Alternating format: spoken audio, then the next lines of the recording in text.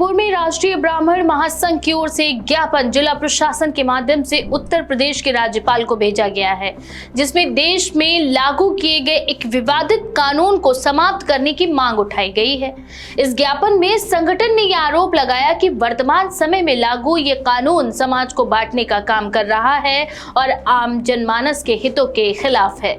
पत्र में उल्लेख किया गया है कि माननीय सर्वोच्च न्यायालय के आदेशों के क्रम में भले ही कुछ प्रावधानों पर रोक लगी हो, लेकिन इसके बावजूद केंद्र सरकार द्वारा बनाए गए नियम सामाजिक सौहार्द को नुकसान पहुंचा रहे हैं। इस ज्ञापन में यह भी कहा गया कि बिना पर्याप्त जांच पड़ताल के लोगों को जेल भेजे जाने जैसी घटनाएं भी सामने आ रही हैं, जिससे विभिन्न वर्गों और जातियों में भय और असंतोष का माहौल बन रहा है। आवश्यकता नहीं, ऐसा कानून पूरे भारत देश में चालू ही नहीं होना चाहिए, लागू ही नहीं होना चाहिए।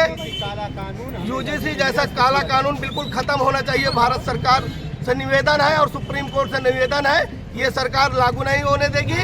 और फेसबुक और सोशल मीडिया के माध्यम से ये दिखाने की कोशिश कर रहा है कि जो इस कानून का विरोध कर रहे हैं वो इस संविधान का विरोध कर रहे हैं। इसका क्या नहीं, ऐसा नहीं है। लेकिन मैं आपको बताना चाहता हूँ, जो लोग इसका समर्थन कर रहे हैं वो हम लोगों की गलती का ही नतीजा था। हमारे जो पहले के लोग थे जिन्होंने खुशी खुशी SC/ST एक्ट को अपना लिया था, ये मान के अपना लिया था। पहले ये कहा गया था, एक प्रलोभन बताया गया था कि ये कानून उसके ऊपर लागू होगा जो SCओं के ऊपर अत्याचार करेगा। परंतु उसका दुष्प्रभाव क्या हुआ आज समाज के अंदर कि कोई भी नया लड़का, सवर्णों का लड़का अगर तैयारी कर रहा है, आर्मी की किसी भी चीज़ की तैयारी कर रहा है, तो कोई भी एक जाके उसके ऊपर SC एक्ट लगवा के उसका जीवन बर्बाद कर देता था।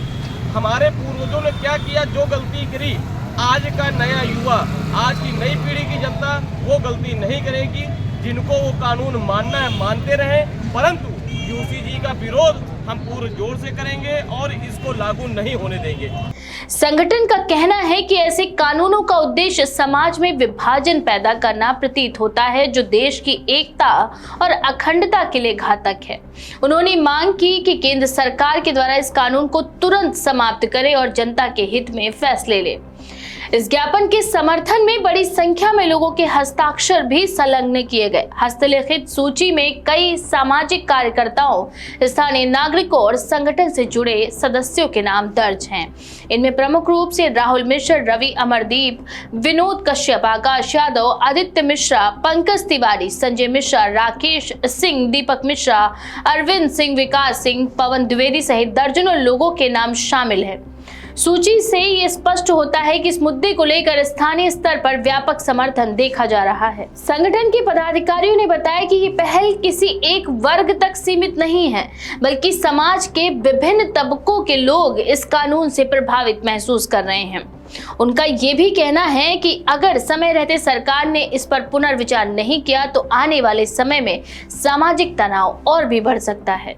ज्ञापन सौंपे जाने के दौरान कार्यकर्ताओं ने शांतिपूर्ण तरीके से अपनी बात रखी और प्रशासन से अपेक्षा जताई है कि उनकी मांग को गंभीरता से लिया जाएगा।